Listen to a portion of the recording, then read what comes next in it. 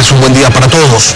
La Relatoría Especial para la Libertad de Expresión de la Comisión Interamericana de Derechos Humanos ha expresado su preocupación por la decisión de la Corte Nacional de Justicia que dejó en firme la sentencia que declara culpables a Cleber Jiménez, Carlos Figueroa y Fernando Villavicencio por el delito de injurias contra el presidente de la República. ¿En qué términos se da este pronunciamiento y cuál es el alcance del mismo? Se lo preguntamos a Ramiro García, abogado de Fernando Villavicencio, quien se encuentra ya en nuestros estudios de la capital. Abogado, buenos días. Buenos días, un saludo para todos los televidentes.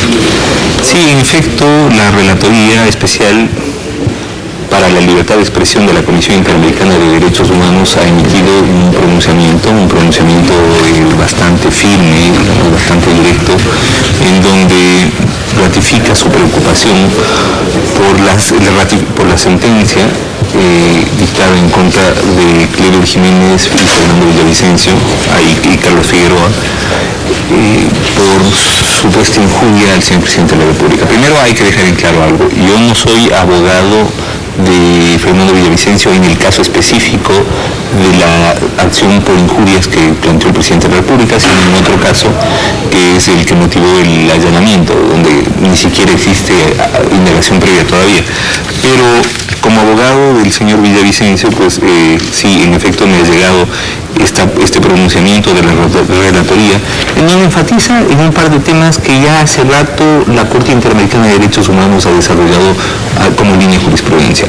Primero, lo excesivo y desproporcionado que resulta el uso del derecho penal para proteger la honra de servidores públicos. Y en esto hay que dejar algo en claro.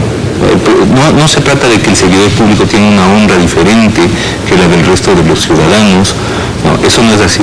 Pero lo que sí resulta claro, y esto no solamente lo ha dicho la Corte Interamericana de Derechos Humanos en casos como Kimmel versus Argentina, sino también el Tribunal Europeo de Derechos Humanos, al funcionario público le es exigible un mayor nivel de tolerancia en aras de promover un debate democrático en la sociedad. Y es por esto que se ha considerado por parte de la Corte Interamericana inadecuada la utilización del sistema penal como mecanismo para proteger el bien jurídico honra de los funcionarios públicos. Por otro lado, también la Corte Interamericana ha sido muy clara y lo ha dicho en varios casos, no solamente en Kimmel versus Argentina, sino recientemente en varios contra Venezuela, que las reparaciones civiles tienen que ser totalmente proporcionadas, pues de esta manera, de manera que no causen un efecto inhibitorio sobre la libertad de expresión. Recordemos que acá en el Ecuador tenemos un caso insignia, sin duda, que es el caso del Universo, en donde se calculó la honra del presidente de la República en base del presupuesto general del Estado, usted recordará. Entonces, esto obviamente, aparte de que metodológicamente resulta inadecuado, evidentemente se constituye una violación directa de la libertad de expresión. Y esto hay que decirlo en un momento muy complicado para el ejercicio del periodismo y para la libertad de expresión. Me refiero a la emisión del Código Orgánico Integral Penal. Hemos visto, y qué bueno, que los médicos han llegado a un acuerdo con el gobierno, que se hayan fijado términos, específicamente el párrafo tercero del artículo 146, que era lo que motivaba la molestia en el gremio médico. Pero si los médicos se sentían amenazados, tenga la seguridad que los periodistas están muchísimo más amenazados por las normas del Código Orgánico Integral Penal. Doctor, específicamente revisemos una de las partes del comunicado de la Relatoría Especial para la Libertad de Expresión de la Comisión Interamericana de Derechos Humanos, que expresa que el principio 10º de la Declaración de Principios sobre Libertad de Expresión de la CIDH establece que la protección a la reputación debe estar garantizada solo a través de sanciones civiles.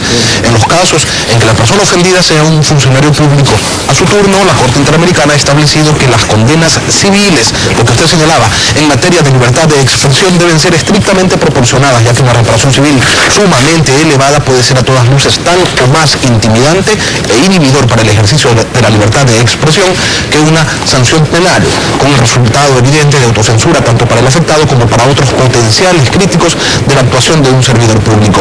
A su criterio, doctor García, ¿la justicia ecuatoriana ha respetado este principio? Por supuesto. Insisto, la jurisprudencia de la Corte Interamericana de Derechos Humanos no es reciente, lo viene desarrollando desde hace más de una década, pero y esto hay que dejar en claro, no solamente en este tema, sino en otros como por ejemplo protección a la libertad personal. Hace rato que el Ecuador observa reiteradamente y de forma grave estos precedentes jurisprudenciales que son obligatorios en virtud del control de convencionalidad que se estableció a partir de Almonacid Arellano versus Chile en el año 2006.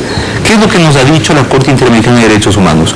Es desproporcionado el uso, punto uno, ¿no? Es desproporcionado el uso del sistema penal a efecto de proteger la honra de funcionarios públicos. El funcionario público está obligado a un deber de tolerancia mayor, de manera que no inhiba el debate democrático que se genera a partir del ejercicio de la información, opinión y expresión. Por otro lado, las reparaciones civiles tienen que ser absolutamente adecuadas y proporcionadas, de manera que tampoco se constituyan en un factor inhibidor de la libertad de expresión, información y opinión. Vea usted, la Superintendencia de Comunicaciones, en un caso en el que yo también intervengo e intervengo con mucho gusto, porque aparte que es mi amigo personal, es mi compañero en el diario El Universo, como abogado de Javier Bonilla Bonil. Mire que hemos tenido que ir hace un par de días a explicar una caricatura en el primer procedimiento administrativo seguido por parte de la Superintendencia de Información y Comunicación. Entonces yo creo que estamos dando innecesariamente, desde mi punto de vista, mensajes de restricción a la libertad de expresión, información y opinión por parte de la estructura gubernamental. Doctor García, ¿usted conoce si se ha interpuesto algún recurso horizontal a la sentencia, a esta sentencia en el caso de las injurias, ya que estamos a pocas horas de que se ejecutoríe, tomando en cuenta que se negó el recurso de casación que se había solicitado y esto ya fue notificado el pasado miércoles? Entiendo que interpusieron alguna petición de ampliación y declaración. Me imagino que también acudirán a otros recursos, como el recurso de revisión, eventualmente reacción extraordinaria de protección, que en este caso además cabría perfectamente. A mí la verdad me parece espeluznante el silencio de algunas instituciones. La Defensoría del Pueblo, por ejemplo, no dice absolutamente nada respecto de las reiteradas violaciones de derechos humanos que están cometiendo acá en el Ecuador. No ha dicho absolutamente nada respecto del procesamiento, por ejemplo, a Bonil. Nada. No ha dicho absolutamente nada respecto a que se haya realizado un acto urgente en contra de Fernando Villavicencio sin que exista una indagación previa. Resulta clarísimo para cualquiera, abogado o no abogado, jurista o no jurista, que una medida intrusiva de derechos no solamente tiene que ser ordenada por juez, sino que tiene que ser parte de un procedimiento. Ahora, y es por en el caso de Fernando... Es por estos silencios, doctor García, que se solicitó ya, se remitió a Emilio Álvarez y Casa, secretario ejecutivo de la Comisión Interamericana de Derechos Humanos, una solicitud de medidas cautelares para Fernando Villavicencio, para Clever Jiménez y para el señor Figueroa, por este caso, pero también por el caso del allanamiento, o sea, por el caso de las injurias y por el caso del allanamiento. Mire, en el caso del allanamiento, hasta ahora no existe una indagación previa. Pero no solamente eso, sino que el allanamiento se realiza el 27 de diciembre. A lo largo de las siguientes horas y días, la Presidencia de la República, el propio señor presidente, funcionarios de gobierno, la Secretaría de Comunicación, estuvieron exhibiendo evidencias supuestamente encontradas en este allanamiento sin ninguna cadena de custodia. Y recién el 10 de enero se nombran los peritos encargados de inspeccionar estas laptops y computadores, lo que quiere decir que durante 15 días esos bienes, esos objetos, esos computadores, esos archivos estuvieron a disposición de terceros que no tienen nada que ver en el procedimiento y que no pueden acceder a esas evidencias mientras la autoridad no la haya revisado, no la haya inspeccionado a través de un peritaje formal. Ahora, llama la atención, en este caso. Llama la atención que en la solicitud de medidas cautelares ustedes exponen los dos temas, el de las injurias, el del allanamiento, como si se trataran de una misma cosa, o es que acaso están relacionados. Mire, lo que pasa es que por supuesto que hay relación porque hay identidad subjetiva. Pues.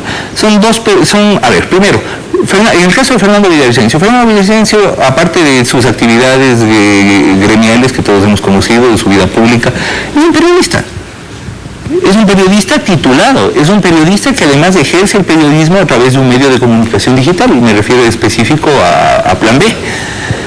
Entonces, por un lado, se le condena por un supuesto delito de injuria, y por otro lado se le realiza el allanamiento en base a denuncias que han sido hechas públicas, sin que exista un procedimiento, sin que exista un mínimo de garantías de debido proceso, y tratándose además de las mismas personas. Me refiero a Clever Jiménez y de Fernando Villavicencio. Entonces, al haber identidad subjetiva, por supuesto que son dos casos que resultan conexos. El libro Made in China que publicó Villavicencio hace poco, pues, es un cúmulo de denuncias de supuestos actos de corrupción gubernamental, que entiendo yo luego motivó para la realización de este acto urgente. Acto urgente que, vuelvo y repito, no contó con las mínimas garantías, ni antes ni después, pues resultó claro que se violó toda cadena de custodia y todo principio además de debido proceso penal, teniendo en cuenta que no había indagación previa cuando se realiza este allanamiento. Queremos agradecer la presencia del doctor Ramiro García, abogado de Fernando Villavicencio, quien ha solicitado ya a la Comisión Interamericana de Derechos Humanos se dicten medidas cautelares a su favor. 7:15 en contacto directo.